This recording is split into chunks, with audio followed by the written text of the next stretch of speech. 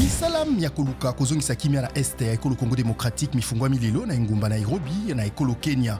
Mangomba maike basimba minduki mpe ba société civile babituka bya Ituri, Sud Kivu mpe Nord Kivu na bakambi babikolo bya EAC bakutani na lisalisi ya MONUSCO pona koluka kosilisa bitumba mpe kozongisa kimia na este ya RDC. Félix Tshisekedi mokambi ya RDC azwaki mpe maluba na milulumiye onzela ya videoconférence. Antonio Guterres, kalaka mokonzi ya ONU, asakoli ete azali kolanda na bokebi masolo mabuluki kimia miye mizali kosalema na Nairobi pe apesi longonia na masolo maye malikaki na Angola mposo moleki na tina ya kokitisa mandoki pe bolongwi bo M23 na bisika biye bazui.